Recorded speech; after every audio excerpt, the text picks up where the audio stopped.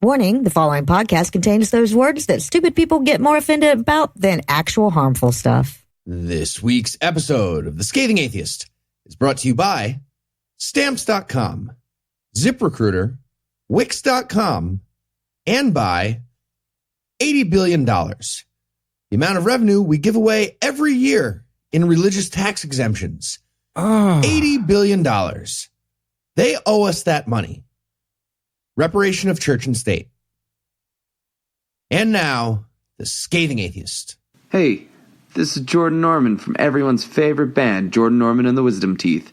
My day job, however, is as a playground installer, and as a man who builds both monkey bars and jungle gyms, I can confirm that we do in fact evolve from filthy monkey people.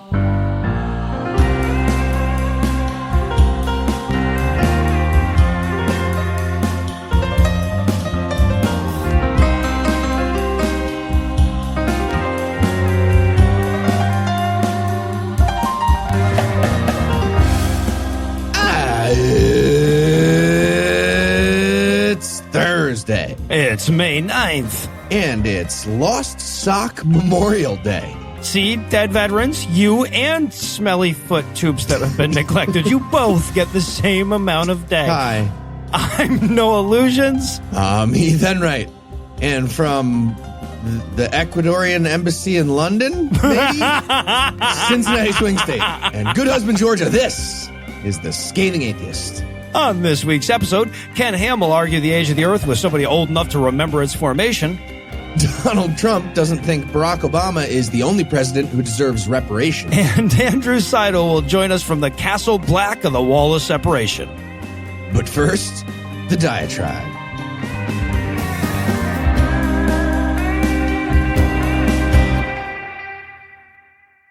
Later on in the show, I'm going to be interviewing FFRF attorney Andrew Seidel about his new book, The Founding Myth, Why Christian Nationalism is Un-American, which sets out to eviscerate the David Barton bullshit about America being founded as a Christian nation.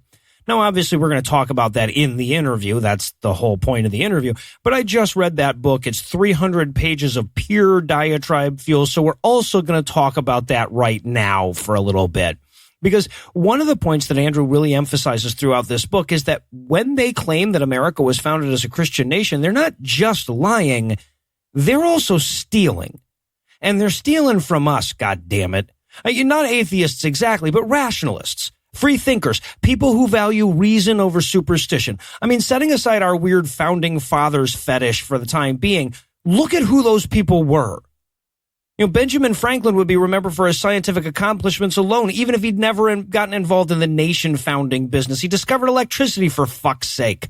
George Washington was responsible for a shitload of advances in farming. Thomas Paine spent his waning years as a prolific inventor. John Adams founded the American Academy for Arts and Sciences. Nearly all of them were, first and foremost, men of reason. And very clearly, when they set out to form a nation, they based their decision on scientific principle, observation, reason, experimentation, theory. There's no divinely handed down bullshit in our nation's founding. It's the product of Enlightenment thinkers trying to distill the natural laws of governance and revolutionaries trying to manipulate them. America was founded not as a Christian nation, but as a scientific experiment. Hell, the founders themselves used the term the American experiment. That's clearly the language of science. Religion doesn't have experiments unless you count antediluvian human society. Hell, one of the few truly unique aspects of the government that they crafted was its separation of religion from the apparatus of government. The wall of separation, that's one of the few things that we actually built. And look, given the present circumstances, I can see how science wouldn't be in a hurry to claim America as one of its products, but all the good aspirational shit at its core is a child of science. And look, it's easy to lose track of the ideals at the heart of the American experiment when you have to peer at them through a blood-soaked history of institutionalized bigotry and slavery, but they are there. Christians fight for the past because they want to steer the future. They recognize that a myth can be stronger than the truth. Hell, it's a prerequisite to be in their club that you recognize that. And so they paint America's founding with the same historical integrity they use for the building of the pyramids or the founding of Israel 1.0. And their myths, no matter how historically laughable, still seep so deeply into the soil of American culture that they start sprouting out in textbooks and documentaries and, as Andrew highlights in his book, legal decisions. See, to win this battle, it's not enough for us to fight against their narrative. We also have to fight for the real one. You know, and even with the truth on our side, it's hard to fight. We have to limit ourselves to the actual history, and that's not pretty. It's filled with unjustifiable wars of aggression and expansion, inhumane public policy driven by corporate greed, bigotry against every ethnic group you can name and several you can't, unrestrained capitalism at the expense of the populace, and a system of slavery so heinous it managed to be bad for slavery. So true or not, it's never going to be as easy to swallow as that romanticized, sterilized, lionized history the Christian nationalists have on tap. But if anybody's qualified to sell a hard truth in the face of an easy lie, it's us, right? We've been countering eternity in paradise with just dead for centuries, and we're still somehow here and growing. That could only be the case if the truth had its own momentum. You know, look, nobody's going to fight this fight but us, and nobody else could. And with all due apologies to our international listeners for this America-centric diatribe, and a quick reminder to them that if we fuck up bad enough, our nuclear shit's going to spill into your country too. It's a fight we can't afford to lose, right? Because you can't hold these truths to be self-evident if you've already abandoned both evidence and truth. They're talking about your Jesus. We interrupt this broadcast to bring you a special news bulletin. Joining me for headlines tonight is the ketchup to my mustard, Heath Enright. Heath, Object. are you ready to get smeared over a wiener? Ketchup is revolting and has no place in society. Yes, I'm ready to get smeared over a wiener, but unrelated. Okay, no, right. Okay, I'm sorry. You're saying Eli's the ketchup. You would be, I guess, the relish. More mustard. Okay, that's fine too. We're just smearing our mustards together on a wiener, me and Noah. All right, well, there's an unsmeared wiener waiting for us, so we're going to pause for a quick word from our first sponsor this week, Stamps.com. Hi, I'm Noah Lugeons. And I'm Heath Enright. And we're small business owners. And after most of a decade running a small business, we've learned a few tricks of the trade that we'd like to share with you. That's right. Rule number 1 of owning a small business: never count the number of hours you work. It can only serve to depress you. Rule number 2, if you accidentally count the hours, whatever you do, don't divide the amount of money you make by that. Rule number 3, if you accidentally count the hours and then divide the amount of money you make by that amount, mitigate that depression by using Stamps.com. That's right. With Stamps.com, you can save the hassle of going to the post office, finding a place to park, lugging your packages around. Stamps.com will bring all the services of the post office right to your door. Except they won't put up wanted posters and stuff because that would be weird. Yeah, it would. It would. We use Stamps.com to mail all our Patreon rewards, and it saves us a ton of time. With Stamps.com, you can use your own computer to print official U.S. postage 24 hours a day, 7 days a week for any letter, any package, or any class of mail. Once your mail's ready, you just hand it to your mail carrier. They're coming by anyway, or drop it in a mailbox. It's that simple. Plus, with Stamps.com, you get 5 cents off every first-class stamp, and you can save up to 40% on priority mail. It's so easy, Eli can do it. It's a no-brainer. It saves you time and money. It's no wonder over 700,000 small businesses already use Stamps.com. And right now, our listeners get a special offer that includes a 4-week trial plus free postage and a digital scale without any long-term commitment. That's a big plus for me. I like that. Yeah, no, I know, with the labels. Anyway, just go to Stamps.com, click on the microphone at the top of the homepage, and type in Scathing to get your 4-week trial. That's Stamps.com. Enter Scathing. And now, back to the headlines. In our lead story tonight, theocracy activist and Liberty University president Jerry Falwell Jr. continued cosplaying as John Lithgow, the protagonist from Footloose who saved that little town from Kevin Bacon and the Dance Demons. And naturally, that included a tweet last week suggesting that Donald Trump should get 2 extra years added to his first term because of the failed coup d'etat conducted by the Democrats. Just to be clear, he's referring to the criminal investigation that's already led to 7 convictions from the Trump campaign team, conducted by Republican Democrat Robert Mueller. Right, yeah. Coup d'etat. Not the one where Russia stole a presidential election in 2016. It's easy to confuse those two. Like fake news, coup d'etat, crooked Hillary. It's the I know you are, but what am I presidency? Yeah. So here's the tweet from Falwell Jr. Quote, after the best week ever for Donald Trump, no obstruction, no collusion, New York Times admits Barack Obama did spy on his campaign. What? And the economy is soaring. I now support reparations. Pin in that. Trump should have 2 years added to his first term as payback for time stolen by this corrupt, failed coup, end quote. Yeah. Yeah, nothing would show us how bad a failed coup is like a successful one for Like 2 one years. word. Jesus Yeah. fucking Christ. I don't think that means what you think it means, dude. Very few of those words mean what you think they mean. Yeah. So I'm pretty sure the only thing in that entire tweet that's not objectively incorrect was the use of one Oxford comma. That was the only thing that I enjoyed. But I want to focus on one particular word he used there. Remember, we had a pin in it. He said, I now support reparations. Reparations. Yeah, that was the word he used. Yeah. Jerry Falwell Jr. heard about the idea that centuries of slave labor represent an enormous amount of money that's owed to the African-American community. And he was like, you know who's owed a similar debt? Donald Trump. Basically the same. Basically tied. And over 75,000 people on Twitter agreed pretty much immediately and liked the tweet within 2 days, including the president of the United States, who retweeted this about 5 seconds after Falwell posted it. Yeah. Well, the 5 seconds I'm not surprised by. I'm sure Twitter's algorithm pushes any tweet with the words corrupt, spy, and stolen to Trump right away. You know? Is this you? Talking to you? And Trump also added some of his own commentary to Falwell's tweet. Spoiler, Trump did not say anything like, no, I will not try to illegally extend my term. Laws are real things. I won't do that. Nothing even similar to what I just said.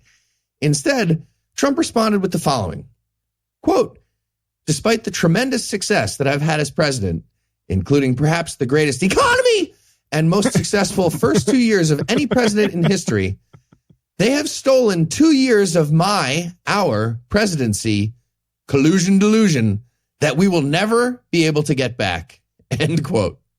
Oh, I'm sorry. Were those ones single-use years? What the fuck are you even talking about?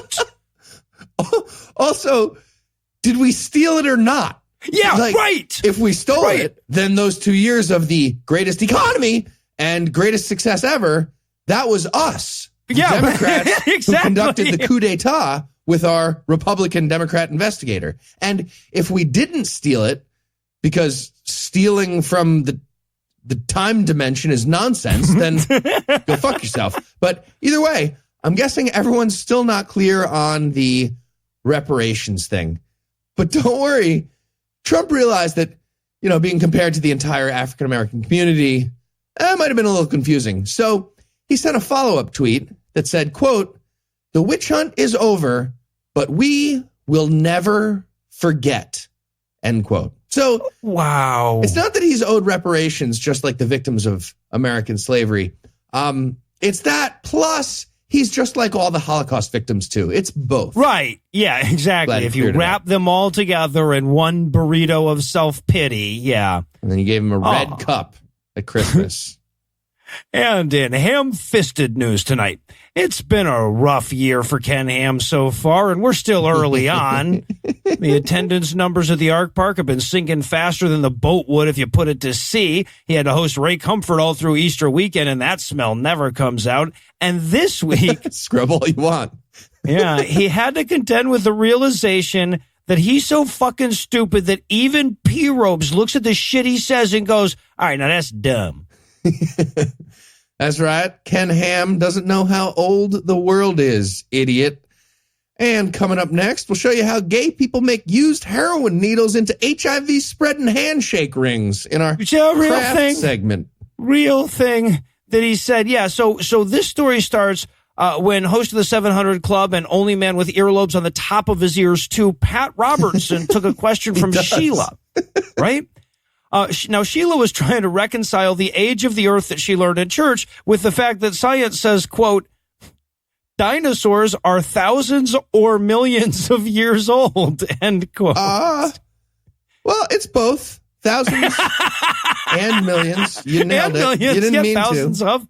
Right. You nailed it. And in response, P-Robes basically flew to Kentucky and smacked Ken Ham's books out of his hands and gave him a fucking wedgie.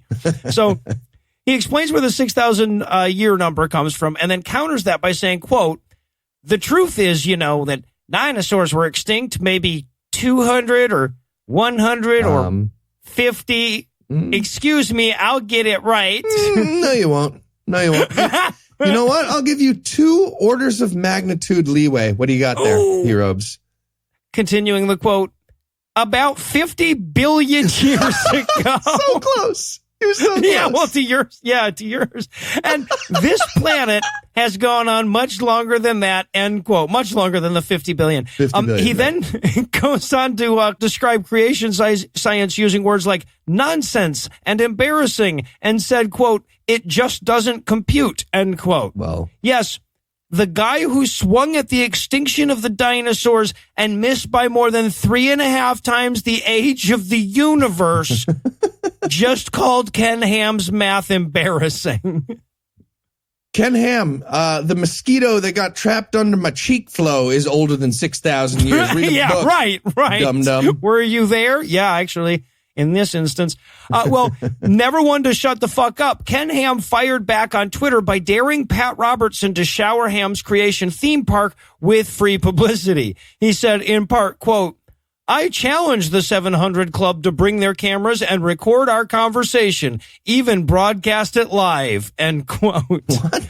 He then went on to bet that Pat Robertson couldn't tickle him even if he tried and emphatically requested not to be thrown in that briar patch. All right.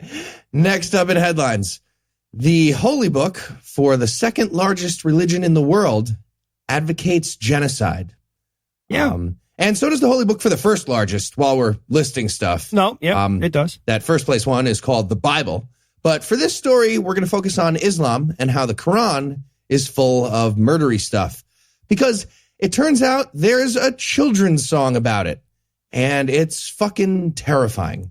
We got an extremely creepy reminder of the murder theme in the Religion of Peace this week, thanks to a video of a musical number performed by a group of kids at the Muslim American Society Islamic Center of Philadelphia, during which they literally describe beheading infidels and torturing them for all eternity. Children do that. Wow, that's fucked up. Yeah. And that's coming from a guy who spent his childhood singing about old ladies swallowing ever larger carnivores in hopes of instigating an intestinal death match. Yeah, so here's the exact words from one of their songs. Quote, glorious steeds, call us and lead us to the Al-Aqsa Mosque in Jerusalem. The blood of martyrs protects us. Take us, O ships, until we reach our shores and crush the treacherous ones. Flow, Jesus. O rivers of martyrs, end quote. Jesus. So, just to recap, that's talking horses directing a mob of, in this case, singing children to a mosque in Jerusalem via rivers of blood from heroic martyrs. That's what I got. Yeah, and the blood protects the mob along the way. The mob of singing children is protected by a magical shield made of a blood river on their way to kill Jewish people. It is the plot of that children's song. Yeah, that's fucking terrible. It doesn't even remotely rhyme. And we also got a dramatic spoken word cadenza, I guess, during the musical program that included the following. Quote, we will defend Palestine with our bodies. We will chop off their heads. And we will liberate the sorrowful and exalted Al-Aqsa Mosque. We will subject them to eternal torture, end quote. Yeah, and if you think the song is bad, you don't even want to see the fucking pop-up book. Yes. Actually, you do want to see the pop-up book. Yeah, so following the release of this terrifying music video, the Muslim American Society put out a statement explaining how not all the songs were properly vetted. No mention of how not all the holy books were properly vetted either. Right. And by the way, if Islam is listening, you guys need some peer review? If you need some peer review, I'm sure we could help out with that.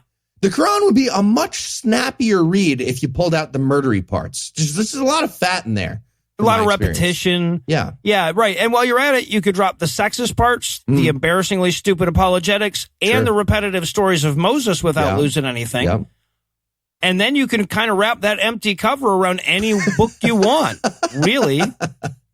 There you go. You're saving so much money right there. Point being, there's no such thing as Islamophobia. A phobia is defined as an irrational fear, and I don't see anything irrational about fearing Islam or Christianity. Right. There certainly is discrimination and bigotry toward Muslim people, the people, and that's what a lot of people mean when they say Islamophobia, but that's an incorrect use of the word. But yes, that bigotry is terrible, especially considering that Muslim people as a group are actually one of the biggest victims of Islam. That being said, the other really big victim would be the people whose genocide is called for in the Quran. And that would be everyone else. Literally, us. Everyone else. It says that in the book, not making that up. It says, murder non-believers until those people run out of people. Seriously. So, moral of the story, Islam, Christianity, and Judaism shouldn't be legal until they amend their books. Plus a bunch of other religions too, probably. Yeah, right. So while we talk to Andrew about suing the religions, we're going to pause for a quick word from our next sponsor, ZipRecruiter. I am for job. Oh, and what makes you think you'd be a good fit here at Puzzle in a Thunderstorm? I fight bear. Yeah. Not a lot of Urson combat in the position that we're trying to fill here. We're mostly looking for somebody to do clerical work. Make sure Eli remembers to wear pants to live events, stuff like that. I fight you. Has this ever happened to you? Probably not, but one way or the other, hiring is a challenge. But luckily, there's one place you can go where hiring is simple, fast, and smart. A place where growing businesses connect to qualified candidates, and that place is ZipRecruiter.com/scathing. ZipRecruiter sends your job to over 100 of the web's leading job boards. But they don't stop there. With their powerful matching technology, ZipRecruiter scans thousands of resumes to find people with the right experience and invites them to apply to your job. In fact, ZipRecruiter is so effective that 4 out of 5 employers that post on ZipRecruiter get a quality candidate through the site within the first day. It's the best option, whether you're looking for full-time help, part-time help, or just somebody to punch up your ad reads when Eli's out of town. I feel like I'm doing fine. Okay. Thank you. And right now, our listeners can try ZipRecruiter for free at this exclusive web address, ZipRecruiter.com/scathing. That's ZipRecruiter.com/SCATHING. ZipRecruiter.com/scathing. ZipRecruiter, the smartest way to hire. I feel like that was punchy. Mm-hmm. I did a voice and everything. You sure did. It was Eastern European taxi guy? Uzbeki? Okay. Nailed it. A man wrote the Bible. A whore is what she was. If it's a legitimate rape, it makes you a slut, right? Cooking can be fun. Hey, I'm proud of a man. This week in misogyny. Look, I don't want this to be This Week in Abortion. I really don't. I actually know a lot of secular women who have mixed feelings about abortion. That being said, mixed feelings is a long ways from wants to outlaw. And like it or not, abortion is the not-so-thin wedge into rolling back women's rights across the board. And if you don't believe that, look how seamlessly they transition from the fight against abortion to the fight against contraception in all forms. So yeah, self-appointed Georgia Governor Brian Kemp went ahead and signed that impossibly onerous abortion bill we talked about last time.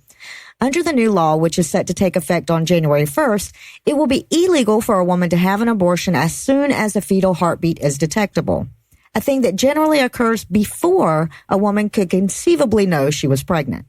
So if you want an abortion in Georgia, you just have to go in and have a preemptive one every month and a half or so. Now, there's no question that under the current law, this is unconstitutional. The Supreme Court has been striking down far less cumbersome restrictions for the last 50 years, and there's no question that any previous court in my lifetime would do the same to this one. But this isn't any of those courts. And the whole point of this fucking law is for it to wind up in front of the Trump-packed High Court. Now, off-the-record assurances to Susan Collins aside, there's every reason to believe that this court will overturn Roe the first chance they get.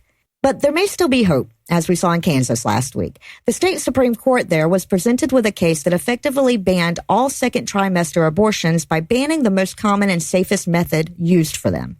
The law, diplomatically called the Kansas Unborn Child Protection from Dismemberment Abortion Act, was passed in 2015, but was immediately blocked by a district judge. Over the last few years, it's worked its way up to the state Supreme Court, which basically took a look at the law and said, not only does this violate the Constitution, it violates the goddamn preamble. That's right. Their legal argument is that the law violates the right to life, liberty, and the pursuit of happiness part. And I'm no legal scholar, so I can't really comment on the legal merits of the argument, but the logical argument seemed pretty fucking sound. Of course, never wants to be deterred by the realization that they're violating basic human rights. Anti-abortion activists are now shifting tactics in an effort to add an abortion ban to the state's constitution. So don't worry, I'm sure I'll have some bad news soon to offset this story. And until then, I'll hand things back over to Noah and Heath. Thank you, Lucinda. And in Pews Will Not Replace Us news tonight. I covered some encouraging demographic news on the show recently, so let me counterbalance that this Pews week. Will Not Replace This is amazing. Yeah, no. Oh, thank you. According to a new survey by the Pew Research Center, fully half of Americans believe that Christians face discrimination in the U.S.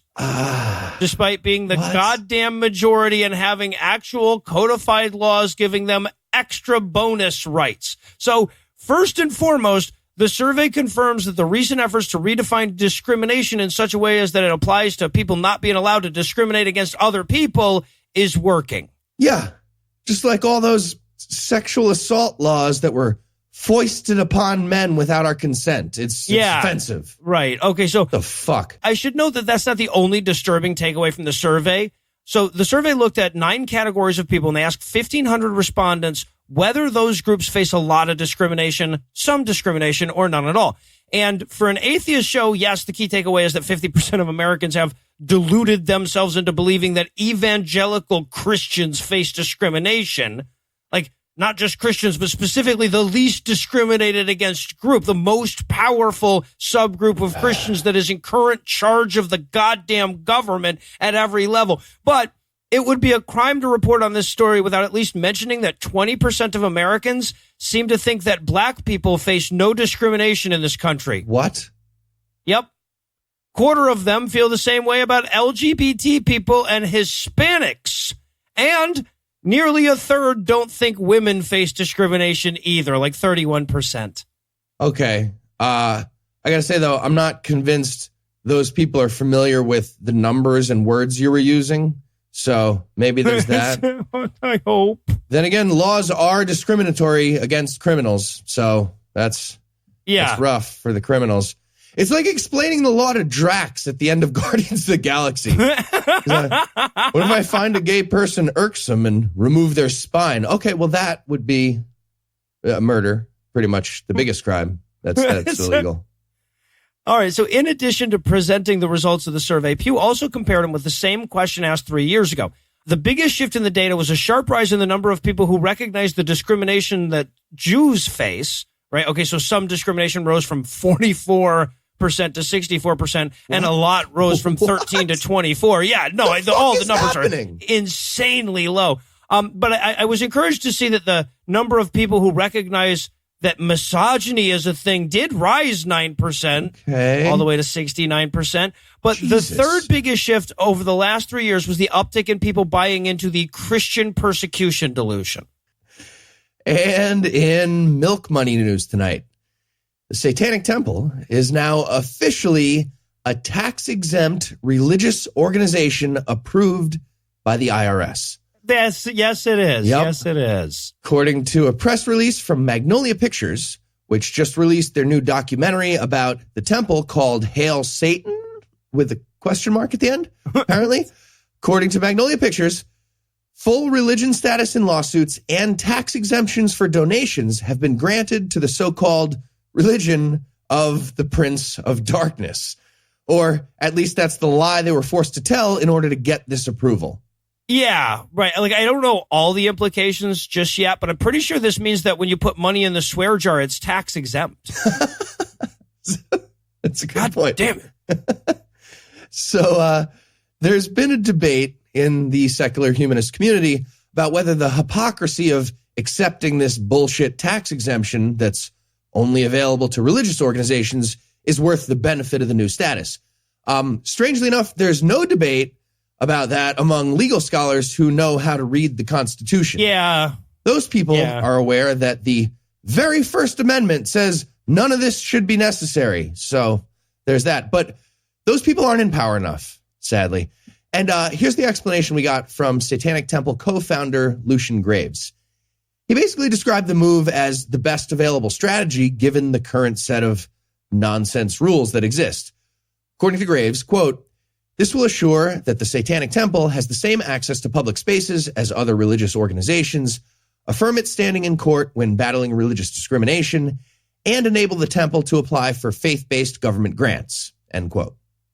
Yeah, no, I'm with him. It's like, okay, so you know how even if you're against the Electoral College, you should still participate in it? It's like that. Yeah. Maybe stop in at the Rust Belt once or twice, whoever 2020 person. That'd be great. So, I definitely appreciate the argument that if we're fighting against the negative influence of religion, we want to have all the same advantages that our opponent has, especially when it comes to fundraising and legal status. But I get the feeling that the federal government is not going to understand the absurdity of the situation that's being pointed out here. And I'm confident in that because we just saw the idiot Christian theocrats in the federal government choose to give special status to a group named after the magical demon of supreme evil in their thing, rather than just make religious people follow the law and pay taxes like everyone else. Yeah. Yeah, no, look, but yeah, right. If they didn't burn the house down when they had to let the Mormons in, they're not going to burn down the fucking house, guys. Exactly. So if you're an atheist and you're wondering why the Equal Protection Clause of the 14th Amendment, which, by the way, was granted to African Americans in 1868 by the people in charge of America in 1868. Yeah. If you're wondering why that doesn't apply to non-believers in 2019, don't worry. You can get the full suite of American human rights now, as long as you're willing to sign up for the Satanic Temple and agree with the way they spend their money. To be clear, I probably do agree with their politics, but this is the dumbest possible system. Yes. I can't just have human rights for being human. I have to do this whole stupid lie thing. If only you were a corporation, right? And now that we have to draft the corporate charter for Heath Co., I guess we're going to close the headlines for the night. Heath, thanks as always. Jumanji. And when we come back, Andrew Seidel will be too polite to correct me when I mispronounce his surname for an entire interview. It's Seidel, by the way, not Seidel. Oh, I thought it was despite Seidel, what I'm like, about to say over and over again. Like Eric Seidel, the poker player. Maybe That's what I Eric was. Seidel That's too. who I was. I don't know. I thought it was Seidel. Good correction.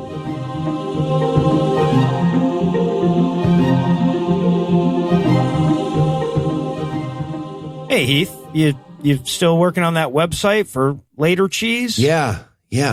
So I learned Java, Python, and HTML, and now I've just got to learn Linear B and Esperanto. I'm telling you, man, it doesn't have to be that hard. You need to try Wix.com. What's Wix.com?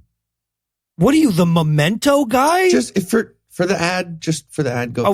Right. Yeah, no, okay. Wix.com is the most technologically advanced website building platform available, but it's still easy to use. You can choose from over 500 stunning templates or start from scratch. You can change, customize, and add anything you want. Sorry, let me ask you something. Exactly how stunning are those templates? You said stunning. Oh, very. Very? Very. Okay. Plus, you can start and publish for free. All their sites include built-in SEO tools that'll help you get found online and in search engines like Google, and Bing is also in the copy. But I think Later Cheese is going to need a pretty advanced website, so...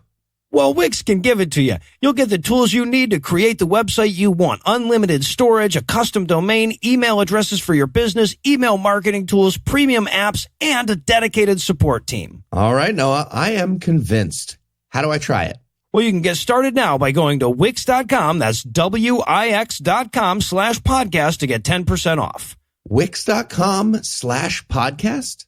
Wix.com/podcast.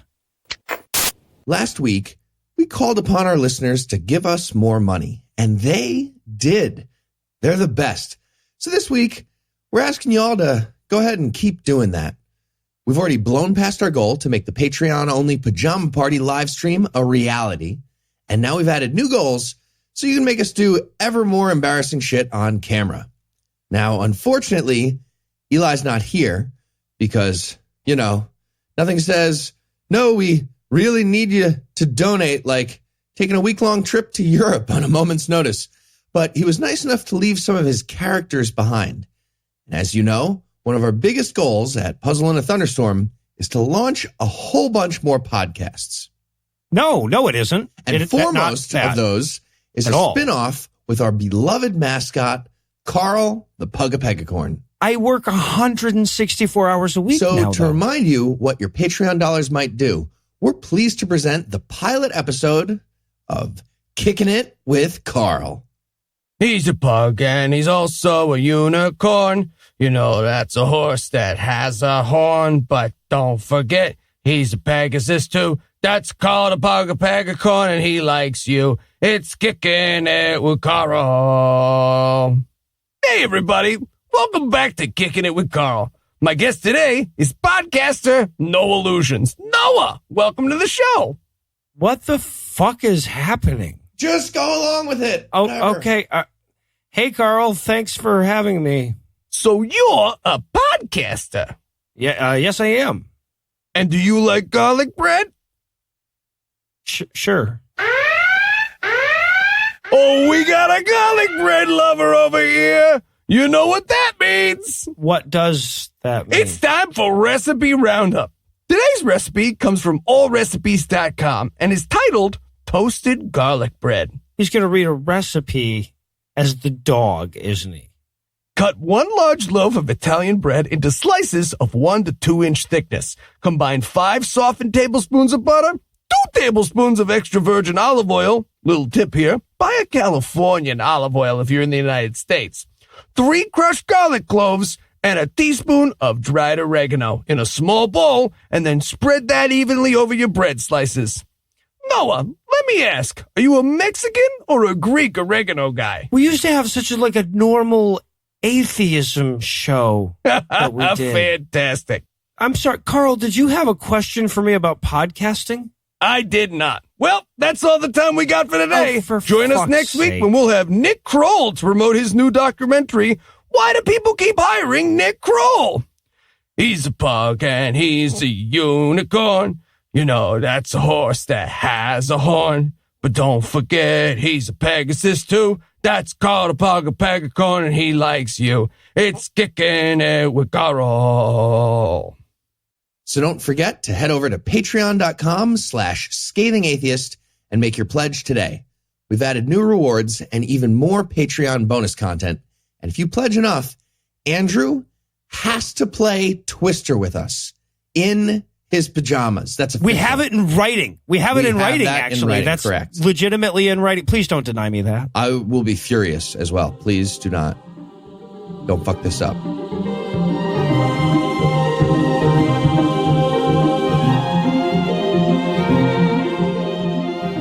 In 2010, Pew released a survey showing that atheists tended to know significantly more about the Bible than those who profess it to be the Word of God. And as unsurprising as these results were to we non-believers, many atheists still arm themselves for debates with Christians by studying up on theology and Scripture. But today's Christian, especially today's American Christian, increasingly grounds their arguments not in theology, but in history, or some illusionary variant thereof, and that means that atheists need to turn increasingly to history to refute them. Well, thanks to my guest today, that just got a lot easier. Andrew Seidel is a constitutional attorney with the Freedom from Religion Foundation and the author of the upcoming book, The Founding Myth, Why Christian Nationalism is Un-American. Andrew, welcome to The Scathing Atheist. Thank you so much for having me on. It's a pleasure. I gotta say, usually when I have a lawyer on named Andrew, it's not you. Is it that Torres guy? Yeah, I feel like I'm committing androltery or something. It's that's one of the commandments, man. You got to be careful. Right. Yeah, exactly. Our nation was founded on these things, after all. Okay, so speaking of that, every good book needs a good villain. So let's start with the villain here, just so that we're all working from the same definition. What is Christian nationalism?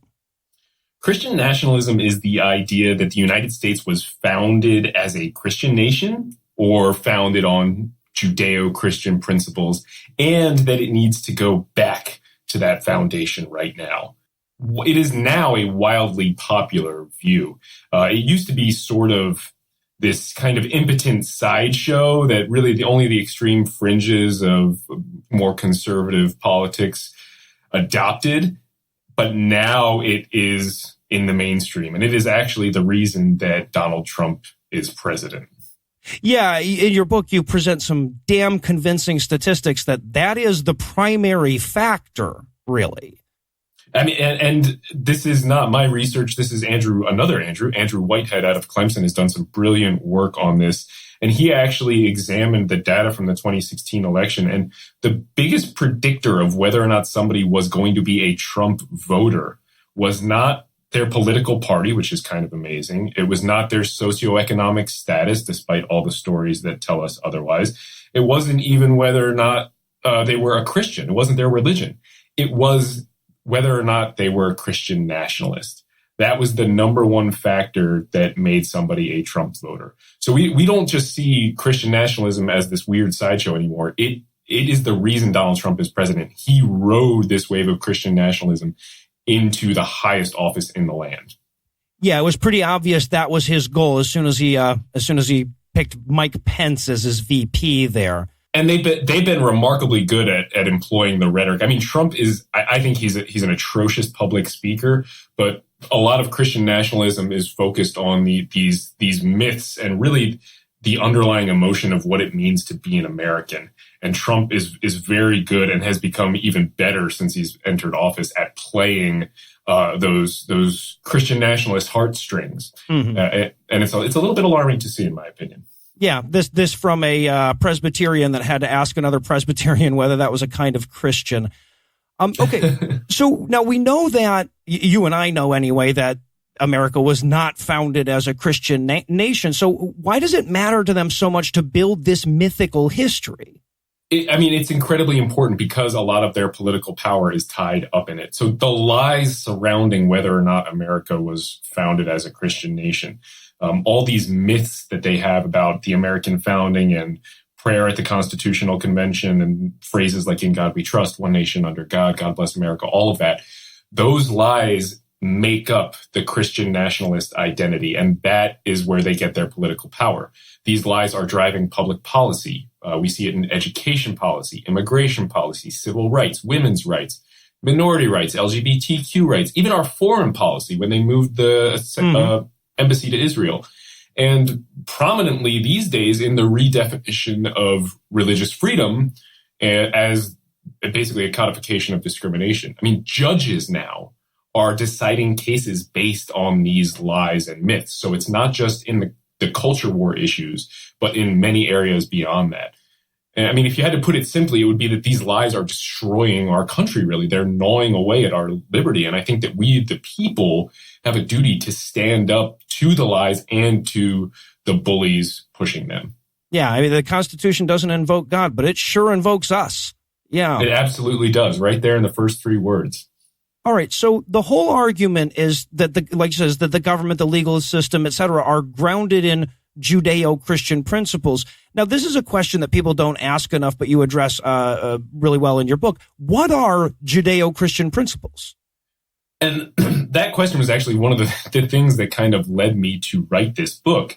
Because if you've ever had a debate about whether or not we're a Christian nation, and you know, even the most basic facts about American history, and if you're an atheist, you tend to go straight to the Treaty of Tripoli when somebody claims that we're a Christian nation. But the fallback position is always, well, I actually didn't mean that we're a Christian nation. I meant that we're founded on Judeo-Christian principles. Mm-hmm. And I have this argument for a living. I mean, this is a big part of what I do at the Freedom from Religion Foundation, is try to get government officials to stop using their public office to promote their personal religion. And I'll write them a letter and explain, hey, you can't tell kindergartners and first graders to pray before they go down to lunch. That's illegal. And one of the things that we'll always get back is, well, actually, we were founded as a Christian nation, so that's okay. So I've been having this argument for a living, and the argument that I kept hearing in return was, after it was debunked, well, we're founded on Judeo-Christian principles. And whenever you follow up on that, well, name one. What is a Judeo-Christian principle? People did not have a good answer for that. The Christian nationalists did not have a good answer for that. And so I set about to figure out, exactly what is a Judeo-Christian principle and how could it possibly have influenced the founding of our nation. And it turns out that if you look at those Judeo-Christian principles, especially the ones that are central to the Christian nationalist identity, they are so thoroughly opposed to the principles on which the United States was built. I mean, they differ and they conflict to such a degree that, to put it bluntly, as I do in the book, Christianity is un-American. So, okay, let's compare then. What would a nation that was actually built on Judeo-Christian values look like? It would look a lot like the early settlements in Massachusetts that the Pilgrims and the Puritans created, I think. Those were these sort of monochromatic theocracies that really worked to enforce religious conformity and uniformity using the government. And if you saw a government founded on Judeo-Christian principles today, I think it would look a lot like that. I mean, it might look a lot like what we would see in the Middle East now, just with a different religion as the motivating factor. I mean, and to tie into your previous question a little bit, so those Judeo-Christian principles, if you listen to the believers, it's the main principles in the Bible. It's the principles in the 10 Commandments.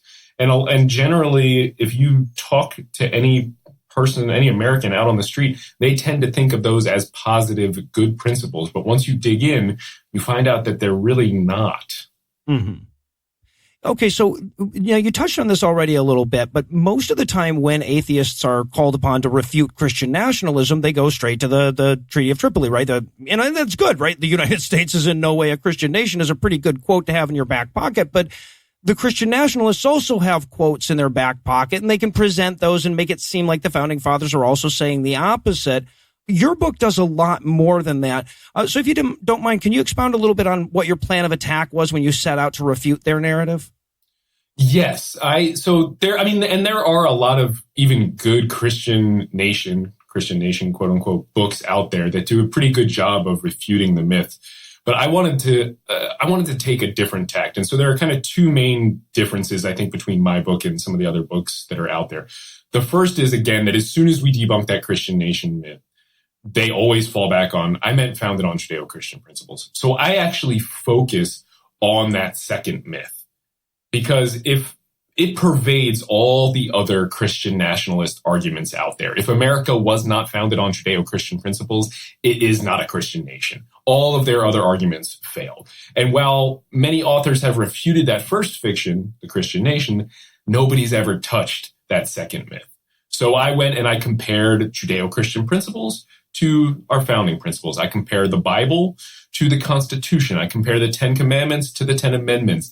And I really walk the reader through and argue not only that we were not founded on Judeo-Christian principles, but again, that those principles are opposed to the values that founded America. That's kind of the first big difference. And the second big difference was my approach. Previous books have offered they've offered gentle corrections to the Christian nationalists. Actually, guys, here's what history tells us. Here's what the founders actually meant. Here's what the founders actually said. And they kind of leave it at that. But correction is not enough. Otherwise, President Trump would not be President Trump. Then I also go on the offensive. This book is an assault on the Christian nationalist identity. Not only are Christian nationalists wrong, their beliefs and identity run counter to the ideals on which this nation was founded. They are un-American. And I think that's really kind of critical because we are in a fight for what it means to be an American. They want to say that to be an American is to be a Christian.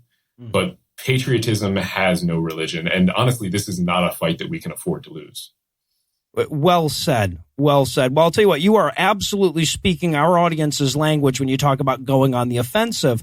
But I want to give you a chance to respond to a potential criticism that I think you'll probably run into. In the book, you say things like, Christian principles are un-American. You compare God to a gorilla in a threat display. Are you worried that you're turning away potentially sympathetic Christian readers when you say stuff like that? Not particularly. I mean, calling out Christian nationalism as un-American, I can understand maybe why that might be distasteful to some people. The word un-American might make some people squeamish because there's this inherent value judgment in it. But the point I'm trying to make is we are in a fight for our values. America is in a fight for its values, and Christian nationalism is warping and torching those values. It's dragging our country down this dark hole. So to hesitate to describe that identity with apt phrases because they might be unpleasant is to cede the American identity to an imposter. To refuse to label that which is antithetical to America is to watch Christian nationalists hijack our nation. Yeah, the thing is that they certainly aren't avoiding that, right? Like, so it would be a unilateral disarmament if we did. That's a great way to put it. I think that makes perfect sense. Absolutely. Yeah, it's also kind of the principle that this show was founded on as well. All right, so now the book is broken down into 4 sections. The first section kind of deals with the quotes, and then you go into more of the stuff that you were just discussing, and then the book sort of closes off with a lot of discussion about the Christian phrases that have sort of crept into our government language. God bless America, one nation under God, etc. These are, we cover a lot of this stuff on the show, and invariably I get atheists that'll comment on it, that'll write in and say, hey man, these fights don't matter, right? Like the fights that matter are the fights for gay rights and the fights for this, that, the other, whatever their XYZ issues are as the most important ones. So I'd love to hear your thoughts on that. Why do fights like this matter so much? That's an excellent question. And it's something that, especially working at FFRF, that we get in our work all the time. And I've given a talk repeatedly on this. I'm sure there's a version up on YouTube somewhere called something usually titled like Sweat the Small Stuff, why it's important to challenge these small violations. And especially when you're talking about these phrases like in God we trust or one nation under God, they are symbols. And we disregard the power of symbols at our own peril. Greta Christina wrote a great piece on this once, and she pointed out that, segregated drinking fountains weren't really the biggest problem facing the civil rights movement. Segregated lunch counters weren't really that big a deal, but they were symbolic of the larger fight and important to tear down those symbols for that reason. So I think that's something that everybody needs to keep in mind. They can certainly go check out the talk that I gave. I think I gave it at one of the FFRF conventions. And, as I'm answering that, I'm thinking about another point to your previous question about, turning certain members of my audience off with some maybe stronger language. And I should say, too, I don't think I'm going to convince Christian nationalists with this book to change their minds. I'm aiming at secular Americans and the middle section of the country, trying to wake them up and arm them for this argument so that they can turn around and when they hear a Christian nationalist spout this nonsense, correct that error, shout that argument down, defeat them so that it doesn't get repeated and end up in our legislation or in a court case, a judge citing it in a court case to decide the law erroneously. Yeah, which is a real thing, by the way, that Andrew points out in his book. That that's not a hypothetical there. No, it is absolutely not a hypothetical. I have seen that happen. And I can say, as a person who just read the book, you do a great job of exactly that.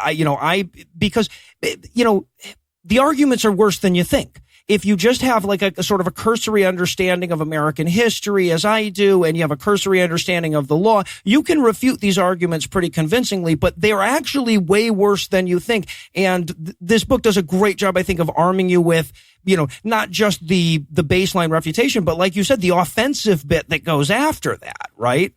Absolutely. And that is the primary goal of it. So if you take things like In God We Trust or One Nation Under God, since we were just talking about those, most of your listeners probably know that those are not from the founding era. In God We Trust was first added to the coins in 1863, 64. And then the 1950s, we saw this huge wave. And they'll leave it at that. But that actually tells us, and if you look at the history, it tells us even more, that Christian nationalists deliberately, they took advantage of times of strife and division in this country to impose their religion on everybody else. I mean, it was deliberately done. One of the Christian nationalists who's responsible for getting In God We Trust on our money specifically said that during the Civil War, when our country is tearing itself apart, brothers are killing brothers, that was a, quote, propitious time. It was lucky that was going on because they could get the money or their God on our money. Yeah. Unbelievable. Well, luckily, we're not in a divisive time where the country is rent apart now, where they could really get their foot in the door. So, thanks for the book. Thanks for the information. Thanks for the great read. It was my pleasure. And thank you so much for having me on. I really appreciate it. Yeah, you bet. And if you're as excited about the book as I was before I read it, the book is available for pre-order now. It's releasing on May 14th. It's densely packed with information, but still manages to be a really fun, easy read. So if you want to learn once more that the Christian arguments are even worse than you thought, check the show notes for a link to pre-order your copy. Once again, the name of the book is The Founding Myth, Why Christian Nationalism is Un-American by Andrew L. Seidel. You got to have an initial if you want to be a great author, after all. Andrew, thanks again for hanging out, man. It is absolutely my pleasure.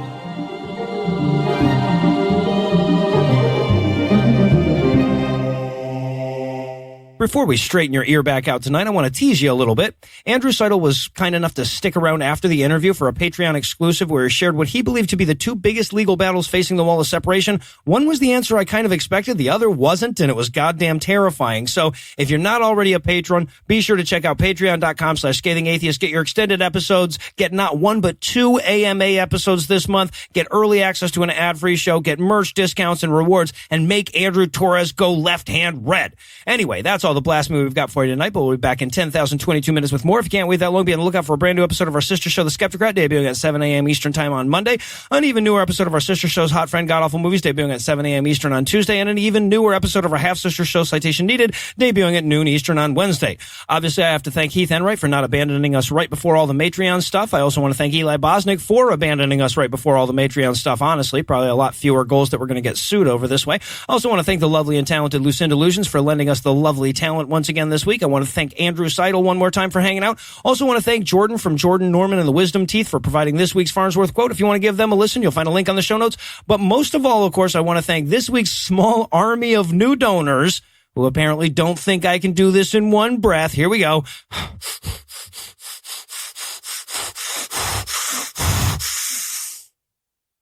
Sandy Bungabot, Mark, Max, Ryan, Lewis, Leslie, Penny, Rachel, Brandon, Gavin, Christian, Adam, Sharon, Sammy, Steve, Michelle, Char, Stacy, Matthew, Nicole, Starlight, Glim, Randy, Ross, Tris, Luna, Yesh, Jamie, Jason, Jennifer, John, Ben, Robert, DC, Hooligan, Dylan, Robin, Jake, Matt, Brian, Bob, Michael, Danny, Paul, Skullbeard, Martha, Patrick, Window Cleaner, Aquaman, Jaster, Keeley, Angie, Doom, Nola, Gal, Bahul, Chris, Charlotte, P.S., Timothy, Stewart, Scott, Marcus, Andrew, Napoleon, Vasher, Ian, Evan, David, Fox, Skull, Ultra Transformation Sequence, Julie, Emily, Andy, Jacob, Caleb, Stephanie, William, Humanist, Turtle, Cyborg, RBG, Harrison, a Dragon, Mediush, Hendriv, Necros, Corey, Eric, Grand Priapism, Daniel, Miles, Nugan, Kettle, Lynn, Ramen, Guy, Peter, just impeach the fucker, and I'm sure I can find a logical reason why I spend this money.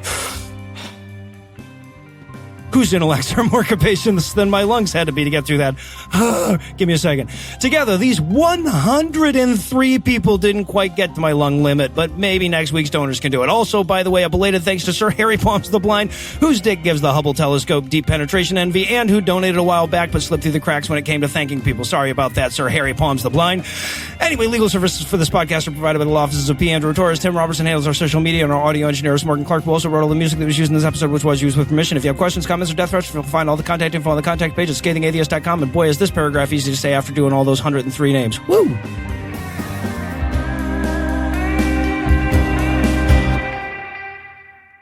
I've had like curry ketchup once in a while. That was good, like a little dip. But that's because it's, you know, the extent to Not which it's ketchup. something else. It's good. Yeah, exactly. Yeah, right, exactly. Fuck ketchup. The preceding podcast was a production of Puzzle and a Thunderstorm, LLC. Copyright 2019. All rights reserved.